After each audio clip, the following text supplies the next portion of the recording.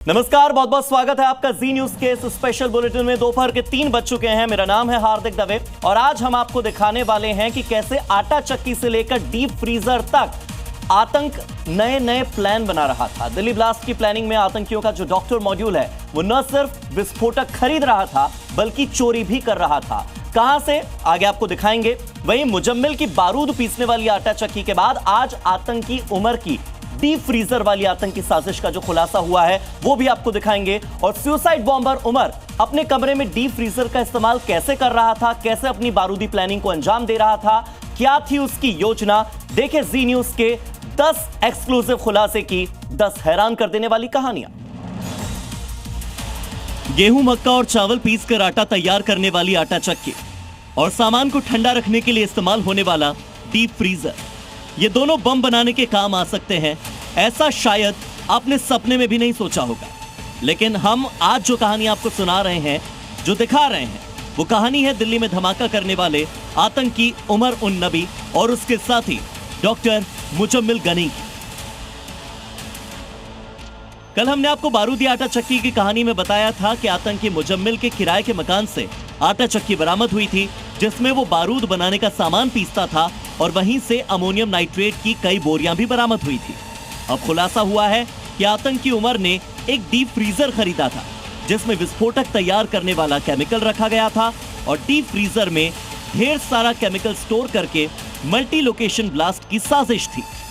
एजेंसियों के मुजम्मिल के मोबाइल फोन से करीब 40 से ज्यादा वीडियो मिले हैं। ये वीडियो विदेश से भेजे गए थे और सबसे बड़ी बात है कि इन वीडियोज में बॉम्ब बनाने से लेकर हमास जैसे हमले करने की तैयारी के बारे में डिटेल से वीडियो बनाया गया था।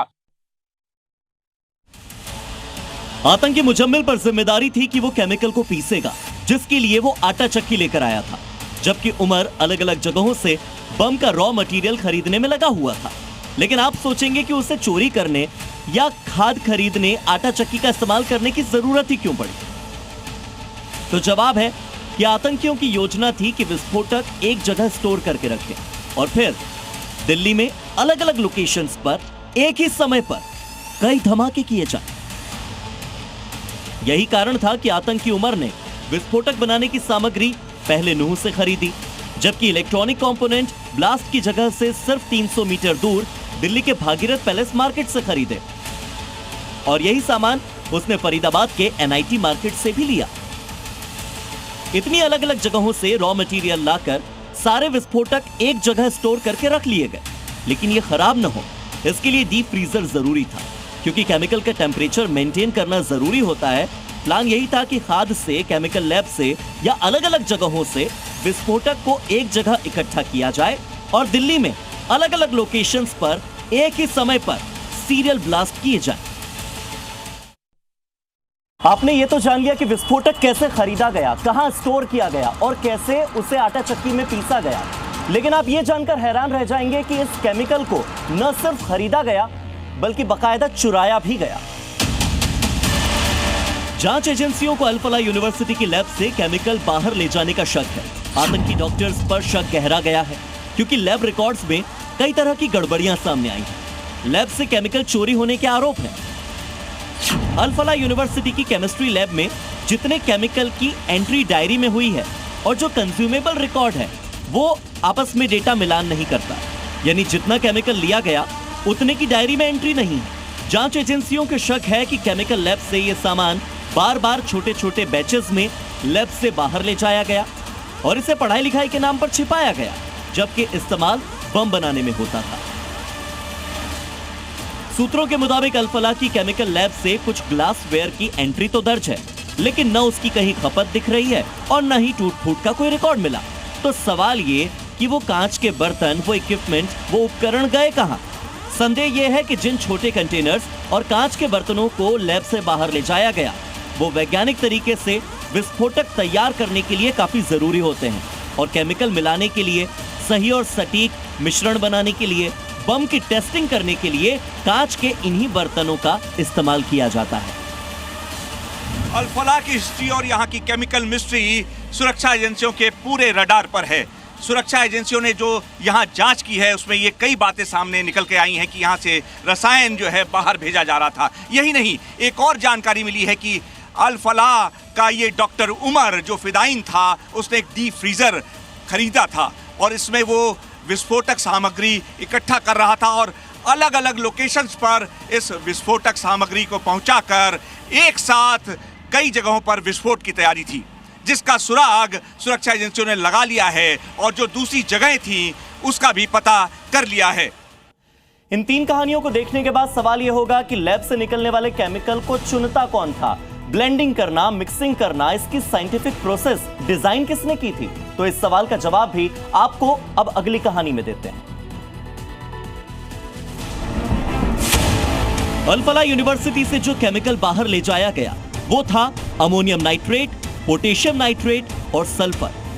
सुरक्षा एजेंसियों को जो डायरी मिली है उसमें 2350 लोगों के नाम शामिल हैं जिन्होंने लैब से केमिकल लिया। ये सभी लोग जम्मू कश्मीर से हैं और आतंकी मुजम्मिल से भी कुछ लोग जुड़े हुए हैं। यानी इसमें भी एक पैटर्न है, हजारों लोग जम्मू कश्मीर से, कई लोग आतंकी मुजम्मिल से कनेक्टेड। मतलब ये कि अमोनियम नाइट्रेट, पोटेशियम नाइट्रेट और सल्फर की चोरी एक नहीं बल्कि कई लोग मिलकर कर रहे थे और इन आतंकियों की मदद कर रहे थे। कहानी के तार जोड़ें तो ये लोग किसी हाई इंटेलेक्ट साइंटिफिक नेटवर्क का हिस्सा हो सकते हैं जो कि व्हाइट कॉलर टेरर मॉड्यूल की तरह एक साथ मिलकर काम कर रहे थे। दिल्ली में हुए बम धमाके के बाद शुक्रवार को उपराज्यपाल वीके सक्सेना ने एक हाई लेवल मीटिंग बुलाई जिसमें पुलिस कमिश्नर और चीफ सेक्रेटरी को एहतियातन कदम उठाने के लिए कहा गया। अमोनियम नाइट्रेट केमिकल का अगर कोई ज्यादा तय सीमा से खरीदना या बेचना कंपनी करती है, उस कंपनी का डिजिटल रिकॉर्ड रखा जाए। अगर कोई ज्यादा अमोनियम नाइट्रेट खरीदता या बेचता है, उसका फोटो और दूसरी डिटेल्स का भी रिकॉर्ड रखने के लिए कहा गया है।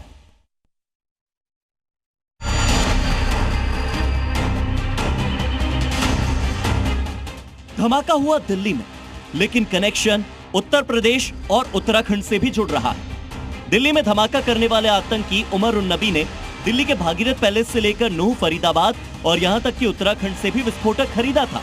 लेकिन जानकारी के मुताबिक उमर ने उत्तराखंड के श्रीनगर से भी अमोनियम नाइट्रेट में मिलाने वाला एक विस्फोटक खरीदा था, जो अमोनियम नाइट्रेट को और ज्यादा विस्फोटक और ज्यादा खतरनाक बना देता है। सुरक्षा एजेंसियों को इस खरीद से जुड़े कुछ कागजात, कुछ दस्तावेज मिले हैं, जिसके बाद एक स्पेशल टीम हरिद्वार जा सकती है जो तलाशेगी कि आतंकी उमर ने उत्तराखंड में कहां से और कितना कितना विस्फोटक खरीदा। इसी बीच एक और ट्विस्ट कहानी में तब आया जब एनआईए ने आतंकियों के यूपी कनेक्शन का खुलासा किया। यूपी एटीएस ने 8 जिलों के 10 से ज्यादा डॉक्टर्स से पूछताछ की है। ये सभी डॉक्टर्स आतंकी मुजम्मिल, आतंकी शाहीन और आदिल के संपर्क में थे। यूपी एटीएस ने बहराइच, अलीगढ़, नोएडा, सहारनपुर, अमरोहा, मुरादाबाद, संभल और मुजफ्फरनगर में डॉक्टर्स से सवाल जवाब किए हैं। फिलहाल एटीएस ने किसी को भी हिरासत में लेने या किसी की भी गिरफ्तारी की पुष्टि नहीं की है, सिर्फ पूछताछ की बात सामने आई है। लेकिन मुरादाबाद में 3 डॉक्टर्स ऐसे थे जिनकी गतिविधियां काफी संदिग्ध लगी। ऐसे में इन तीनों डॉक्टर्स को लखनऊ में एटीएस मुख्यालय बुलाया गया है।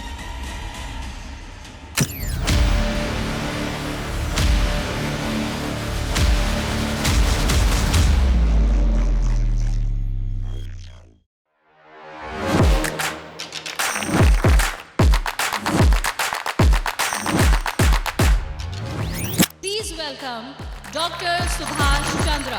And habit can be micro, macro, 66 times if you repeat the same thing, it becomes your habit.